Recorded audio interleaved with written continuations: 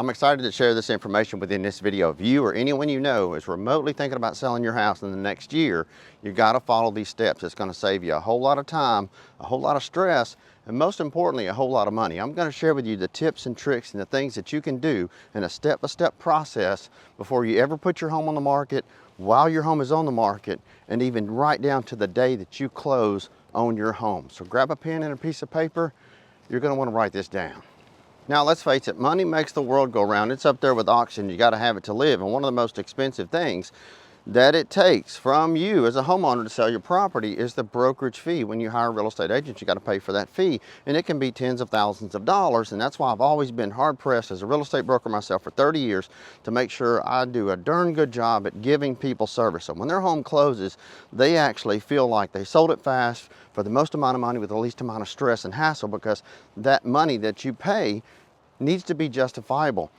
In return, besides that, it's important to know the stats and the statistics and the figures and all that. There's a very small percentage of people that actually sell them homes themselves, because quite frankly, a lot of people just don't try it.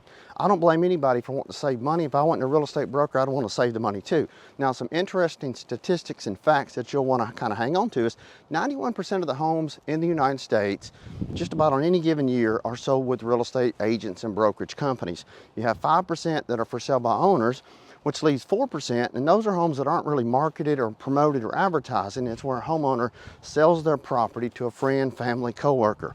But if you're like me, at the end of the day, as I always say, you want to know what you can do to sell your house to save money. So let's get into that. Now, the first step is pretty obvious for a lot of people. You want to start with the top of the house and work the way to the bottom. And at the end of this video, there's going to be another video that's going to pop up you can watch. Try to make these videos less than about 10, 12, 15 minutes. If you're like me, it's like, man, I don't want to watch a long video. I need the details in point blank and give it to me. That's why I say grab a pen and a piece of paper. I try to summarize this stuff and put it in bullet format. Start at the top and you work your way down. Clean the roof if it's got mildew on it. Most of the time, that's not mold, that's just mildew. You can clean it off with bleach. When it comes to heavy rain, it'll wash it. Wash the outside, pressure wash everything. Absolutely anything you can touch, including the mailbox, clean it.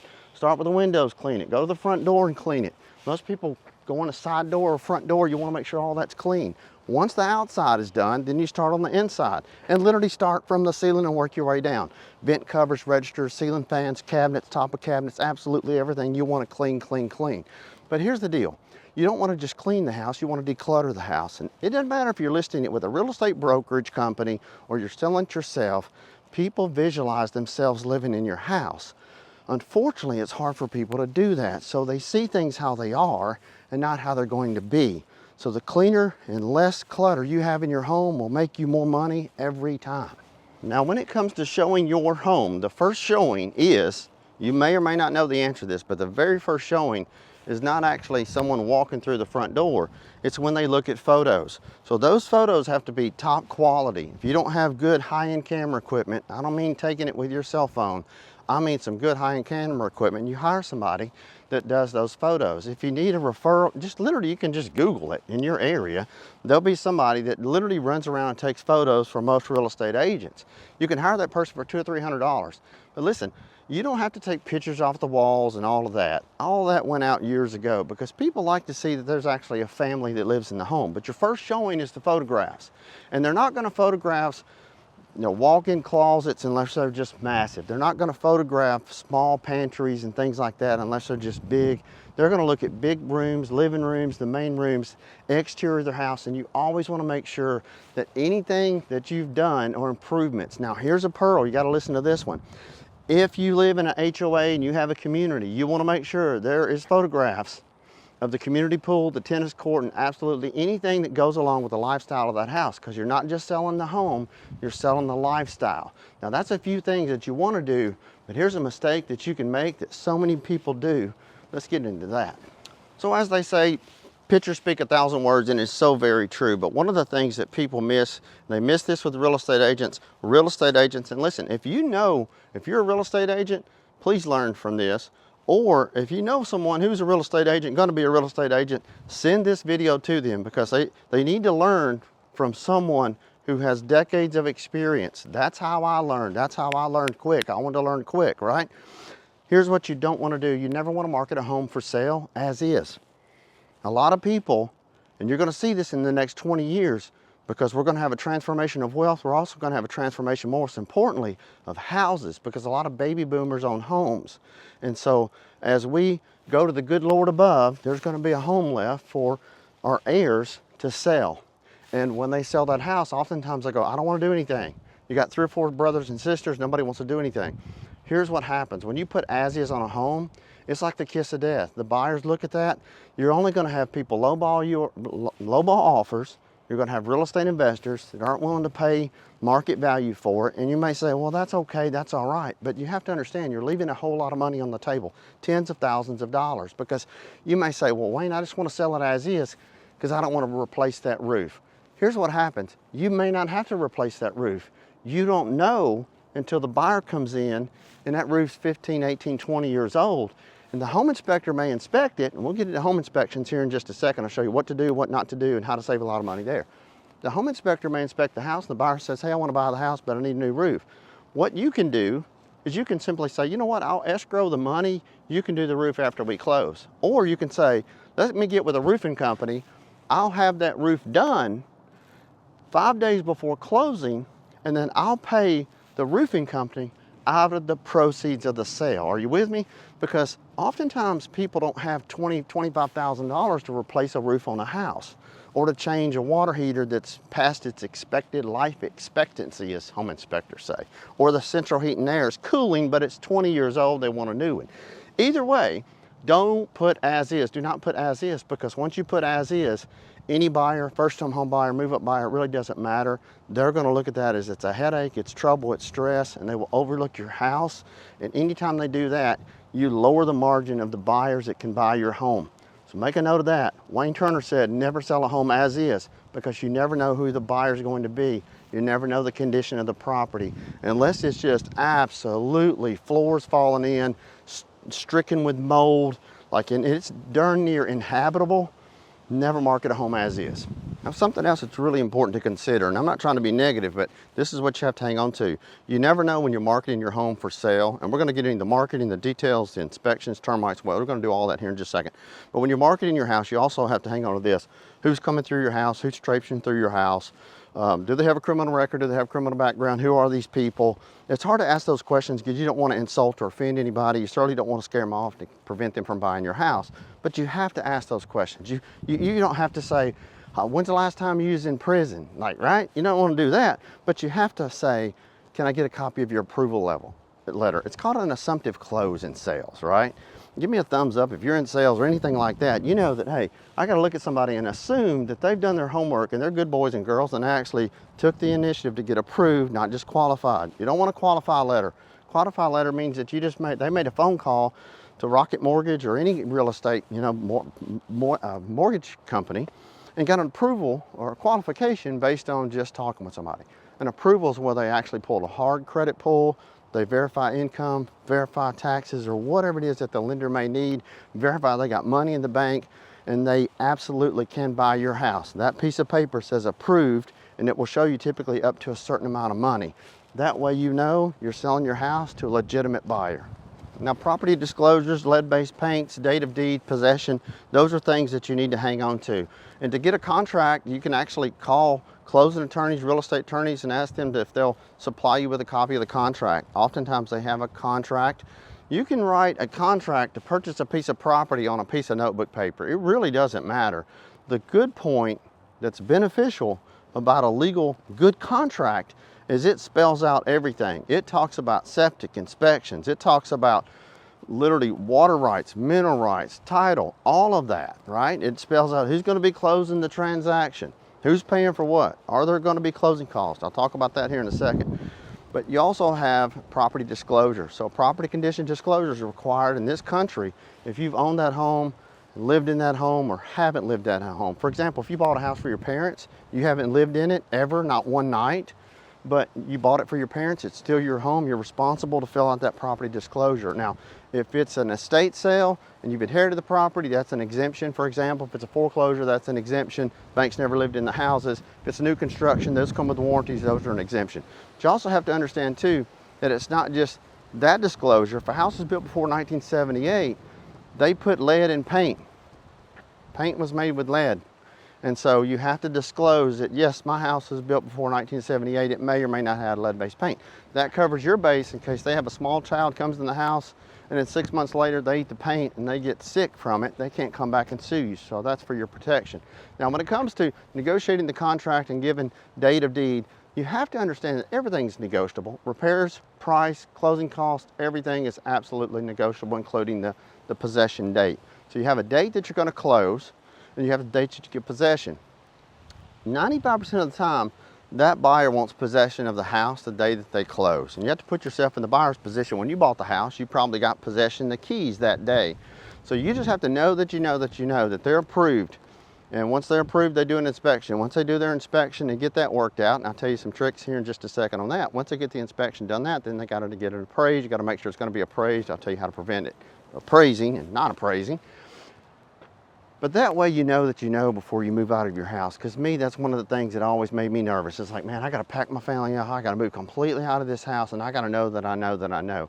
So oftentimes what you can do is say, hey, why don't we do this? I'll put $3,000, $4,000, $5,000 in escrow from my equity. So I sold my house, make a little money. I'm gonna put $3,000 or $4,000 in the bank, in the escrow account, excuse me, not the bank, the attorney's escrow account, their bank, right? And that way you have time 4, 5, 10 days a week. And oftentimes you have to pay rent to the buyer. So they'll say, well, listen, you can stay in the house, but now it's my house. I just bought it from you. You can stay in the house. But the money in the escrow is in case you damage anything or your movers damage anything, then that could be pulled out of the escrow to cover any of those repairs and charges. You also have to understand that it's their house, their mortgage payments are going to start, so you have to pay them rent. But at the end of the day, as I always say, everything's negotiable. Now look, as I said, one of the most expensive thing when it comes to, and they changed the rules all this just about 1.5 years ago that said, listen, you don't have to offer anything to a cooperating buyer. The way it used to be years ago is you would hire a real estate brokerage company, they'd charge you a percentage anywhere from 4, 5, 6, 8%. It's always been negotiable, always has. You negotiate with them the fee that you're going to pay and you pay them that fee.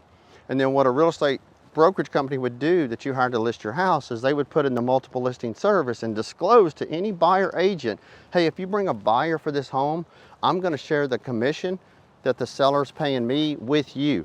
They eliminated all that, no longer. So now buyers have to sign a buyer broker agreement. Says basically you're going to have to pay me to bring a buyer, you're going to have to pay me to sell you a house, but it's still in place and sellers understand that, hey, the likelihood of me selling my home without a cooperating agent and without a real estate agent is very, very small and slim. And if you got the time to wait it out 1 year, 18 months, 7, 8 months, sometimes it takes that long, sometimes not. Depends on the market, depends on the house, depends on where you live. It can take that long. Sometimes it's not. I'm going to show you some more things here in just a second to get it done quicker. But you have to understand this.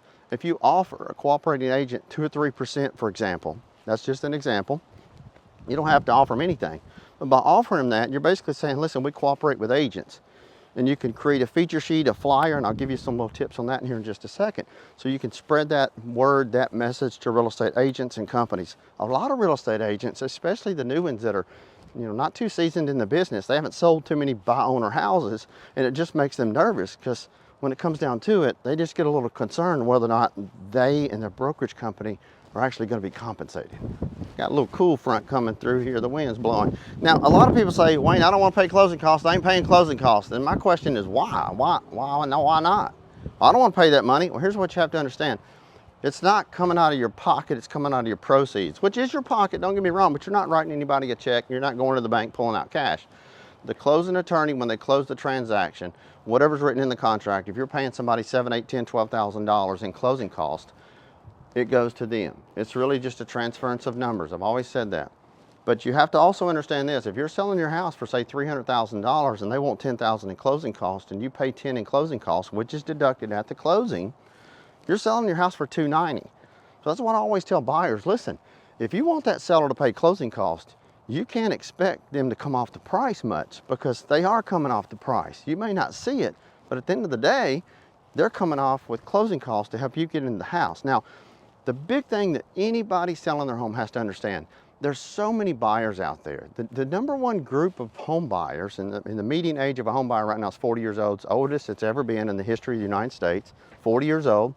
And actually in the last 2 years, in the markets of 2024, 2025, it's been a slow market for first-time home buyers, mainly because the rates went up. Now, here's what you have to understand, and whether you're watching this video 5 years into the future, really doesn't matter. All this is pretty much going to be the same, and it is the same. The closing cost frees up buyers to be able to purchase your house because they may not have a whole lot of money. They got good credit, they've worked, they've saved. It doesn't matter if they're a first-time home buyer or a move-up buyer. They may want to have money and keep money for furniture or put a fence in the yard because they have pets. The point I'm trying to make is when you say no closing cost, you're eliminating a lot of buyers that could be buying your house. And when you do that, you never want to market it as no closing cost. You never want to market it as is. You just want to market the house to the fullest of its ability, make sure it's spotless, clean, shining, declutters. Pictures are going to be that first showing. And you can go to a closing attorney and say, hey, give me a copy of the contract. The closing cost typically run, if you're going to sell your house, doesn't matter if it's a real estate brokerage or by yourself, it's going to run anywhere from $400 to $700 because all you pay is the closing attorney to close the transaction. The only difference is if you live in a state or an area, because the title, a house has a title and a deed, and title policies cover the house from the day the owner takes possession of that property into the future to make sure there's no back taxes, liens, mechanics liens, or anything like that that's been done on the property that could come back to bite that new owner. Now, it varies. It varies by county, parish, and state who pays that title policy. And on a $300,000 house, you're looking at a couple of $1,000s thereabouts. And so oftentimes the buyer pays it, sometimes the sellers pay it. But that's a question that you need to call a real estate attorney and ask them when you're reaching out to get a copy of that contract. Now really quick, let's jump over into inspections, and we're going to talk about some appraisals, and I'm going to show you some really cool things to do to market and get it sold. I'm trying to run through here as quick as I can, so be patient with me. If you like this video so far, give me a thumbs up, subscribe, be sure to ask any questions. So let's start with inspections. You want to make sure you do an inspection on the house before you put it on the market. You don't have to, but I always recommend anybody to. I don't care if you're listing it with somebody, with a real estate agent, or you're selling it yourself, because here's what happens.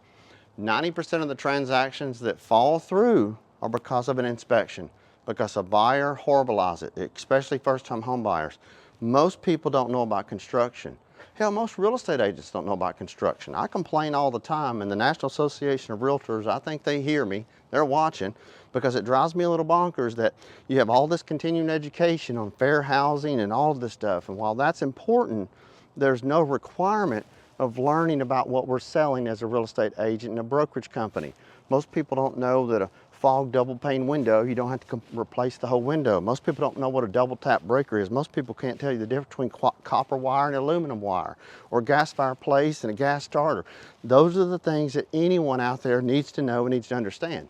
So it's important to have your home inspected. When you have your home inspected, you can have the report done and then have anything that's on that that's negative repaired.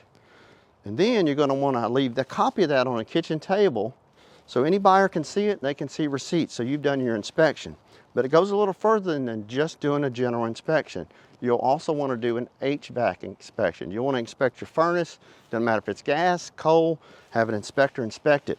Also, wood-burning fireplaces, have them things cleaned, have the chimneys cleaned. You live up north, you use your fireplace, soot builds up, you want to have that cleaned.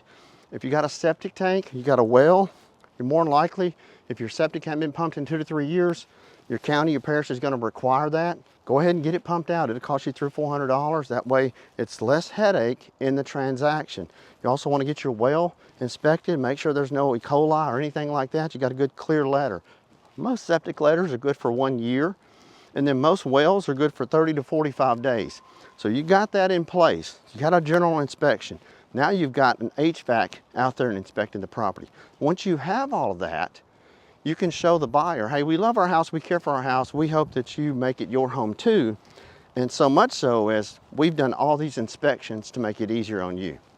One thing I forgot to mention, termites. You want to make sure you do a termite inspection. They call it WDIR now. These things are way more advanced. It used to be termites 30 years ago. Now it's a WDIR, wood destroying insect report, which makes sense. There's carpenter bees and ants and stuff and all kind of stuff that chew wood. They start in the ground, they work their way up. You do not have to have a contract on the house, which typically runs you $500 to $1,000, depends on where you live in the country. But it's important to have an inspection done, but those inspections only last for about 30 days because within 30 days of that inspection date, termites can set in. But at the very least, you can have a clear letter, have them come out and give you peace of mind. That way, the whole point in this, please understand, is you don't want surprises. Because if the buyer sees termites, their brain goes, oh gosh, it's got termites. Where are they in the walls? Is it destroyed? How do we know? So if you do this beforehand, then that way you stop that nervousness, that anxiety, that barrier. And so you can nip it in the bud, make sure it's done, it's taken care of. That way you can say, on the disclosure, you have to disclose that stuff. You should always be honest. Disclose, yeah, we had termites, it was in this room, we did it, it's clear, here's the termite letter. They're usually good to go. Same way with anything like that. Yeah, the house flooded, it's in flood zone A. Here's our copy of our flood policy. We've got a flood deck page. Here's our insurance deck page. Here's everything. Here's our elevation certificate. All of that information, you don't want to ever keep it from anybody because not only does it help them, it helps you in a smooth transaction. Now, something else that's really important to know is the appraisal. How do you determine the value of your home? And I always tell everyone, it's not the sellers that are coming up with the price of the house out of thin air. See, a house, just like anything, is in the free market. So it doesn't matter if you're selling boats, motorhomes, motorcycles, houses, it's a free market, meaning that we can price it however we want. But a house is only worth what a seller's willing to sell it for. But most importantly, it's truly only worth what a buyer's willing to buy it for. You can market it all day long and say, I'll take this for it, and that's what it's worth. No, that's really not. It's only worth what a buyer's willing to give you for the house. And we're in a free market. So a lot of people complain, sellers need to come off the price of the house. Listen, last year, this is a really important statistic. You want to write this down because you need to share this with people. Last year was the slowest market for home sales. 4,060,000 homes were sold in 2025. If you divide that by 365, I think it's a little over 11,000 houses a day sold every day. Every day it ends in Y, 365 days. So the point I'm trying to make is people say, well, houses are high, houses are expensive, nobody's buying houses. Yeah, 11,100 homes a day are sold. But the point I'm trying to make is you want to price your house right, you want to price it to sell. The best way to do that is to have an appraiser come out and appraise it. And you want to tell that appraiser, hey, we're looking to put the house on the market. We just need you to tell us what the value is. Now, how they determine that value, they're going to look at your house, bedrooms, baths, square footage. If you got a pool, they're going to try to compare it with other houses with pools. If they find a house that's real close to yours, it doesn't have a pool, they make that adjustment, backing out pools, adding pools, that sort of thing.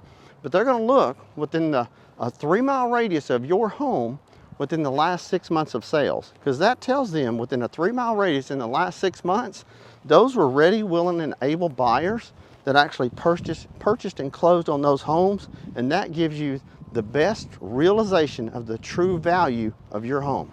Now let's get into some good stuff. I love marketing, promotion, advertising. That's what I literally enjoy about the business. Negotiating contracts, all that good stuff.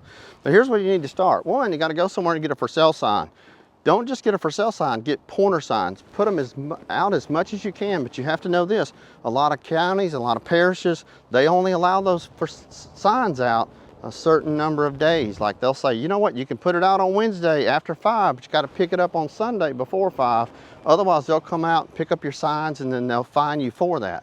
But directional signs leading into the house. Another thing you want to do is open house. You can do an open house. How you market that is on Facebook Marketplace.